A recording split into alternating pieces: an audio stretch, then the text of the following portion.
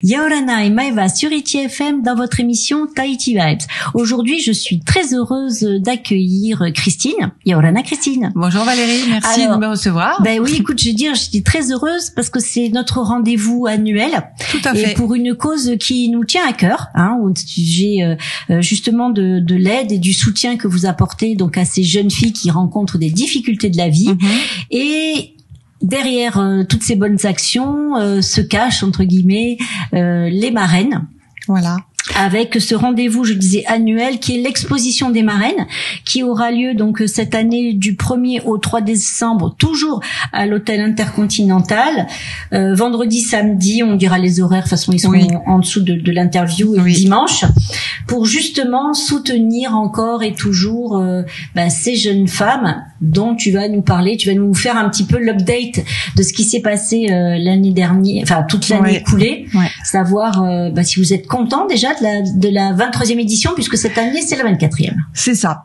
Donc effectivement, c'est la 24e édition. L'année s'est très bien passée, ça a été très fructueux, on va dire, très riche. On a fait énormément de choses avec les filles.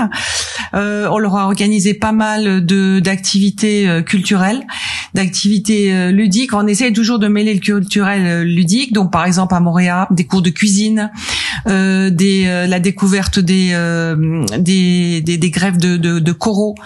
Après elles allaient l'après-midi au motu se divertir un peu. Donc on a fait pas mal d'activités comme ça.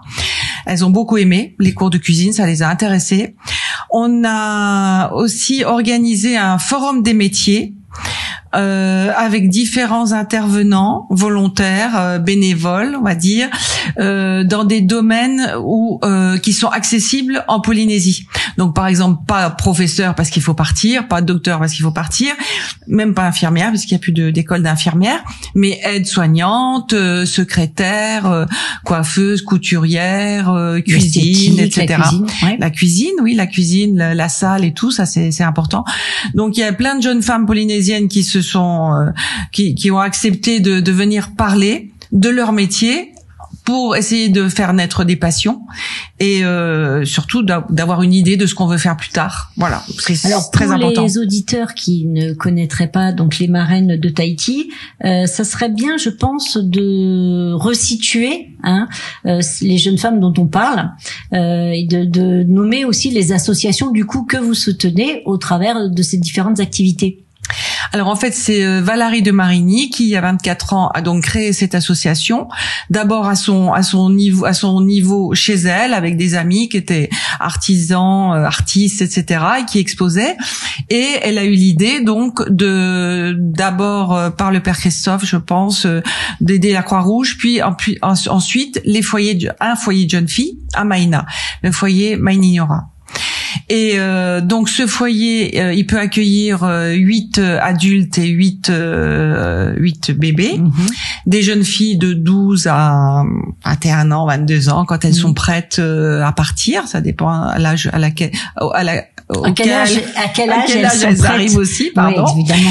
Et donc du coup, ces jeunes filles, elles vont à l'école, les bébés sont gardés, et le but c'est qu'elles soient dans un milieu protégé et qu'elles puissent se restructurer avec l'aide des membres de l'association.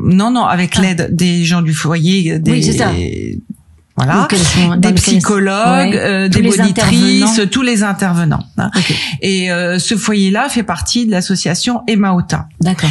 Il y a un deuxième autre foyer. Voilà, le deuxième foyer est à Paia. Il est en instance de reconstruction, donc il y a un petit peu moins de jeunes filles cette année, mais il peut accueillir jusqu'à 11 jeunes filles qui elles n'ont pas de bébé. D'accord. Voilà. Alors pour les nouvelles mamans, les jeunes mamans, c'est Maïna, et puis pour les autres, c'est plutôt Paia. Voilà. Alors justement ce soutien dont vous avez besoin, vous avez forcément des exposants historiques, des gens qui sont là.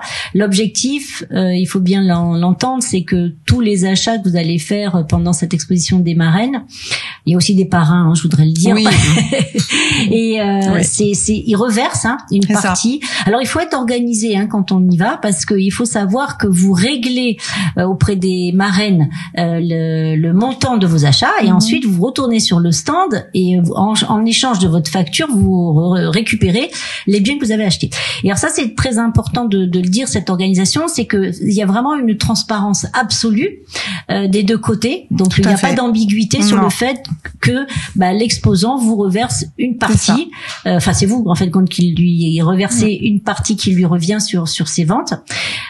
Aujourd'hui, il y a toujours le même engouement de la part des exposants. Ah oui, l'année dernière, on a fait une exposition exceptionnelle. Donc on était une trentaine, un peu plus de 30, comme cette année. Donc il y a des marraines historiques, et puis il y en a pour des raisons personnelles ou professionnelles qui ne peuvent pas assumer l'exposition. Donc on essaye toujours de les remplacer. On essaye toujours de ne pas avoir plus de 2 ou 3 stands de bijoux, de peinture. On essaye de vraiment diversifier. Donc les artisans jouent le jeu parce que c'est un engagement. C'est comme si elles signaient un engagement et ils reversent tous 20% de leur chiffre d'affaires. Donc voilà. Donc c'est effectivement, comme tu dis, c'est une organisation bien rodée.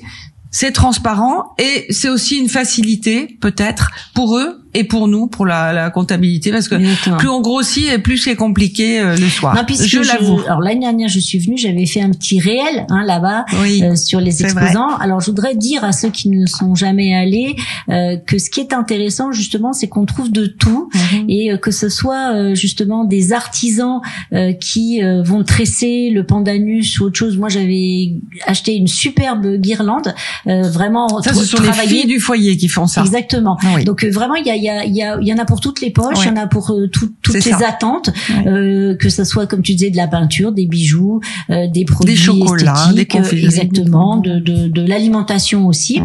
Et ce que j'avais trouvé bien aussi, c'est le fait de pouvoir prendre la carte bleue, c'est-à-dire ça se limite pas aux chèques ou aux espèces.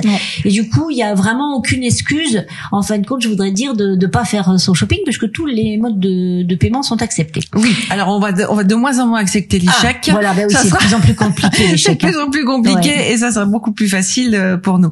Et cette année, on a donc une trentaine d'artistes, artisans, et on a en plus un collectif d'artistes bien connus sur le territoire.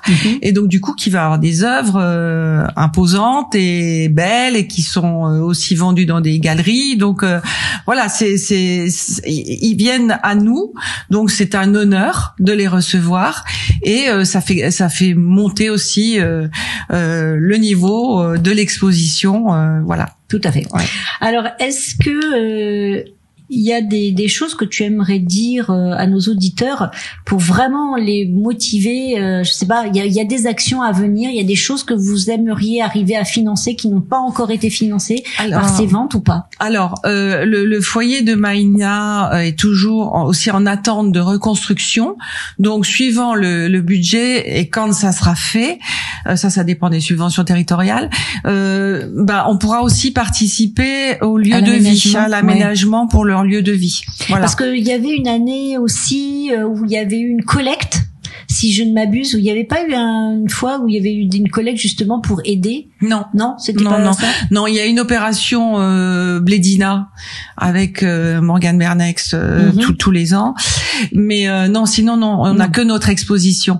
Mais moi je voudrais bien continuer le forum des métiers parce que tous les ans les jeunes filles changent et il y en a beaucoup qui n'ont pas trop d'idées. Donc du coup, je pense que c'est toujours bien d'avoir des intervenants polynésiens femmes ici qui parlent de leur métier. Et puis continuer les activités culturelles. Bon, là, si elles veulent faire du ukulélé, on paye le ukulélé. Si elles veulent faire des cours de danse, on leur offre les cours de danse. Oui, parce qu'il n'y a pas que des activités de groupe. Non. Ça peut être aussi individuel. Exactement. Et puis bon, les temps sont ce qu'ils sont avec les difficultés et la conjoncture internationale. Peut-être que il y aura de moins en moins d'argent partout. Donc on a vraiment notre place place pour les aider au quotidien. Mais d'ailleurs, ça c'est un point important que tu soulèves sur ITFM. Hein. On fait jamais de politique, jamais de sensationnel, rien. Mais c'est quand même important de le dire qu'aujourd'hui, la société civile doit participer de plus en plus à l'effort et à la vie associative, à la solidarité. On sait cette année, par exemple, l'année dernière en métropole, il y avait eu des difficultés au niveau des Restos du Cœur, par exemple. Oui. Et c'est vrai qu'aujourd'hui, on attend toujours beaucoup de la politique et des pouvoirs publics, en fait. Mais c'est notre devoir à chacun aussi de soutenir. Et là, il y a une belle opportunité. Mais je pense que c'est justement une bonne façon, parce que on demande pas de fonds, on n'a pas on a des partenariats, mais on n'a pas de mécènes vraiment. Et donc, du coup, c'est vraiment une bonne façon d'aider en venant acheter des choses utiles ou en vue de Noël, etc. Bah, c'est clairement en vue de Noël. En vue de Noël. Voilà, c'est clairement en vue de Noël. Bah, non, on anticipe, on est début décembre. T'as raison, il vaut mieux passer avant le marché de Noël. C'est ça. Les budgets sont encore pas mais bon, disons que chaque geste, chaque achat génère un don. Ouais. Donc c'est quand même pas négligeable. Et voilà. Donc, voilà. Alors si vous êtes à la recherche comme ça d'une action solidaire, d'une belle action, on va dire, il y a donc l'exposition des marraines qui, je le répète, se tiendra du 1er au 3 décembre à l'hôpital, n'importe quoi, à l'hôtel Intercontinental Tahiti Resort, salle Hibiscus. Alors vendredi, samedi, 8h30, 17h30. Donc vous voyez, il n'y a pas trop d'excuses, ça ferme tôt. Non, pas 17h30, ça peut être 18h. Exactement. Voilà. On ne met personne dehors. Exactement. Et le dimanche, c'est donc de 8h30 à 16h. Voilà. Par vos achats, qui seront toujours des achats de qualité, il faut quand même le dire aussi. C'est vrai. Les exposants, voilà, c'est pas du bas de gamme, c'est pas de la sous-production des exposants. Et ben vous pourrez faire des heureuses. Et puis parce que derrière chaque sou, on va dire, il y a une jeune fille et son bébé. Il y a un cœur. Exactement, il y a un être humain et qui a besoin de cette solidarité et on compte sur vous. Voilà, c'est l'alliance du cœur et des yeux. Exactement. Et c'est vrai que tu as raison de dire que tout l'artisanat est vraiment de qualité et tous les exposants font d'énormes efforts tous les ans pour faire des jolis packaging, pour proposer des nouveautés chaque fois. Ouais. Non, c'est vraiment de qualité, je pense. Voilà. Donc si vous voulez soutenir donc les marraines, rendez-vous le 1er au 3 décembre. Voilà. L'hôtel Intercontinental. Merci Valérie. À toi d'être venue. Tu sais que notre plateau est toujours ouvert pour soutenir les associations, les gestes qui sont comme ça. D'ailleurs, si derrière votre ordinateur, votre téléphone ou derrière votre radio, vous souhaitez venir parler des actions que vous menez, vous pouvez nous contacter via notre page Facebook sur laquelle vous retrouverez évidemment en replay cette interview des marraines. Merci à vous. Prenez soin de vous et n'oubliez pas, la solidarité, ça sera la base de tout. Exactement. Nana.